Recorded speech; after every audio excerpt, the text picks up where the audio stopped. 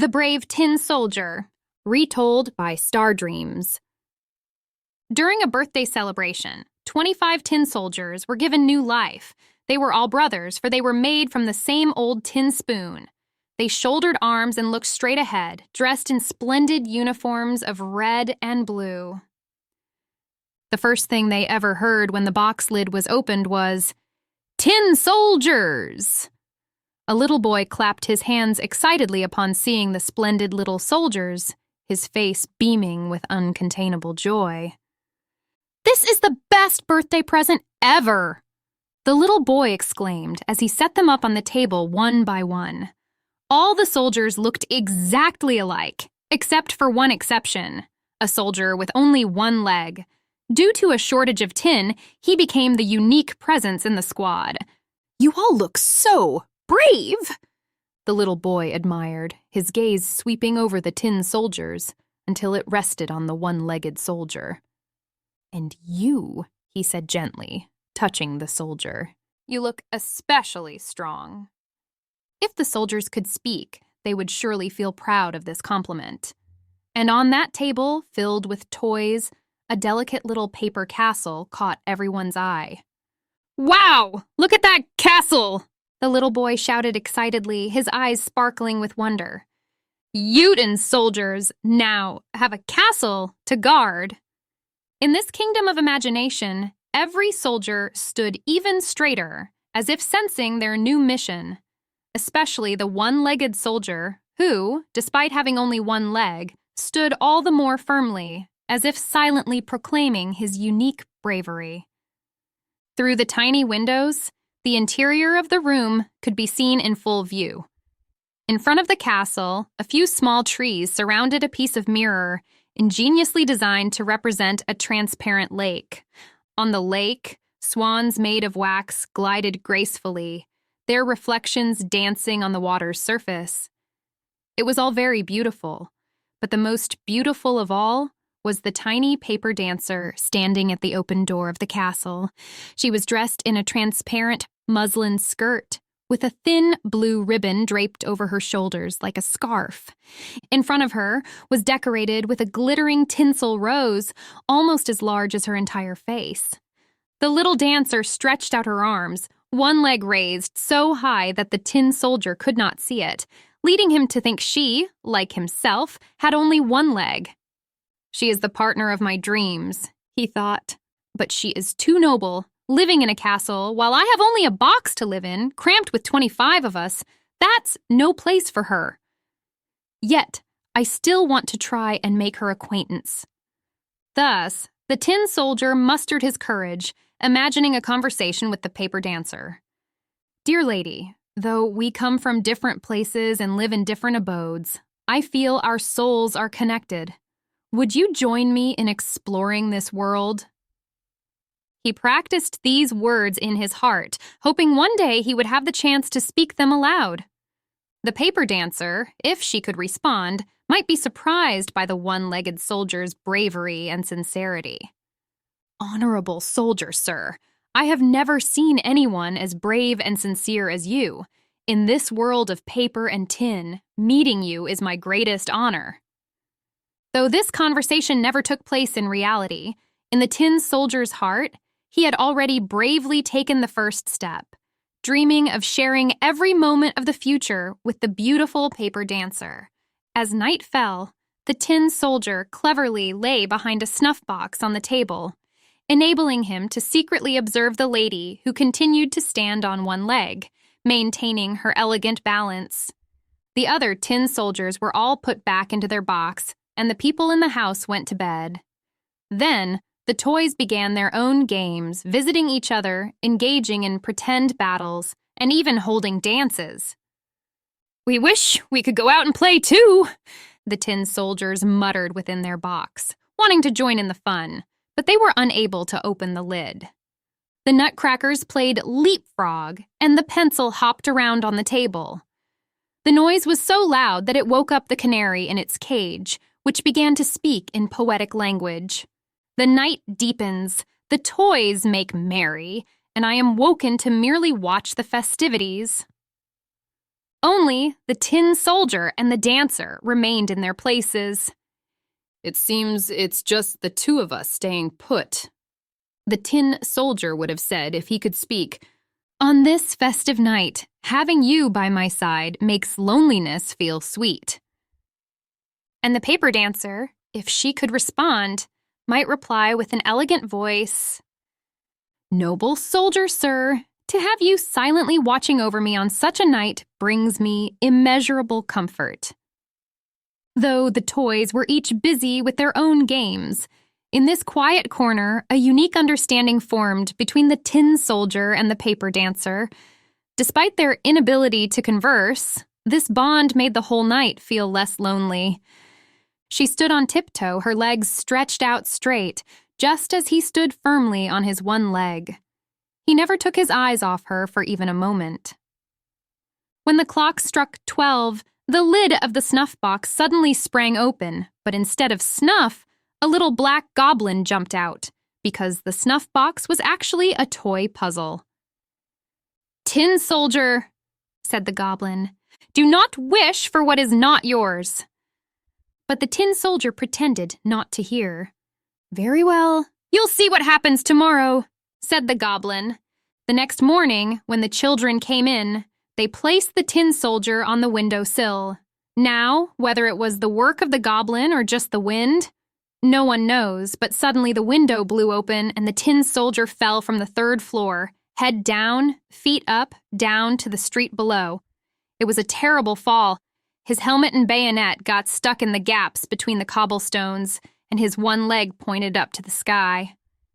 The maid and the little boy immediately went downstairs to look for him, but he was nowhere to be seen, even though once they nearly stepped on him.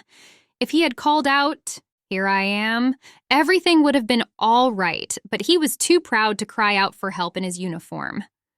If the tin soldier could have spoken, in that moment he might have thought to himself, "Even as I fall, I must maintain my dignity and courage." And the little paper dancer, if she knew what had happened, might think, "Brave soldier, even if we are separated by the world, I will remember your bravery and your unwavering gaze towards me." Just then, it began to rain, the droplets falling faster and faster, turning into a heavy downpour. After the rain stopped, 2 boys happened by, and one said, "Look, there's a tin soldier. He ought to have a boat to sail in." So they made a boat out of a newspaper, placed the tin soldier in it, and set him sailing down the gutter while the 2 boys ran alongside, clapping their hands. Good heavens, the waves in that gutter were huge. The heavy rain made the current swift.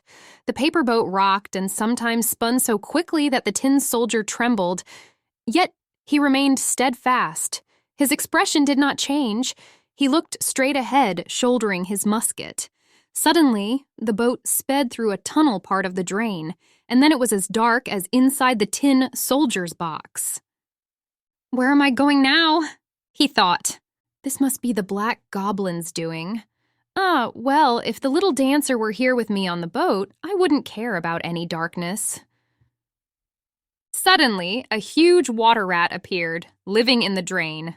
The water rat looked fiercely at the tin soldier and said in its sharp voice, "This is my territory.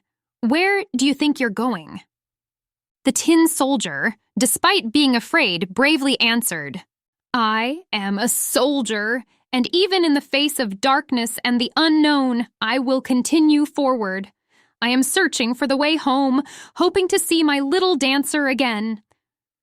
The water rat laughed mockingly. "Home? Do you think there's a way home after such a heavy rain?" The tin soldier didn't reply, but in his heart, he was even more determined to overcome the obstacles, find his way home, and see his beloved little dancer once again. He knew, no matter how difficult the journey, as long as he maintained courage and hope, there was always a possibility to find the light. "Do you have a pass?"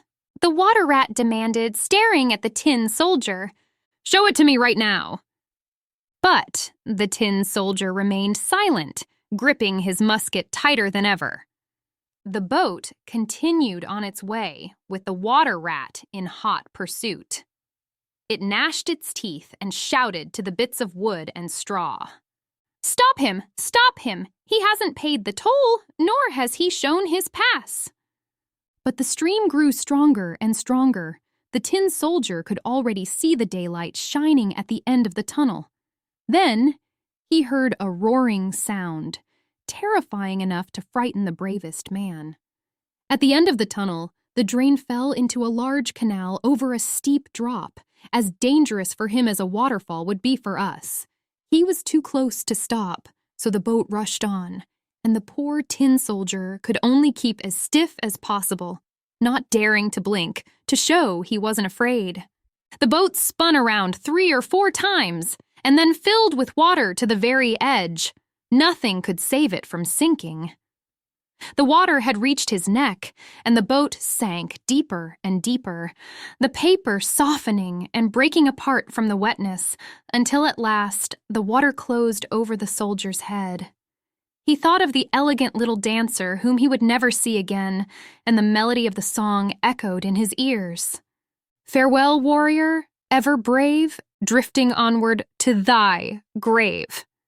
If the tin soldier could speak, he might say to the waters sweeping him into the abyss, "Even as you carry me into the unknown, my heart still holds courage. I fight for love, even in these final moments." And the little paper dancer, if she were aware of all this, might feel her heart filled with sorrow. "Brave soldier, your courage is more precious than any treasure in the world. In another world, I hope we can meet again." The paper boat instantly fell apart, and the tin soldier plunged into the water, soon to be swallowed by a large fish. Inside the fish, it was pitch black, even darker than the tunnel and much narrower. But the tin soldier remained steadfast, lying at full length, musket in hand.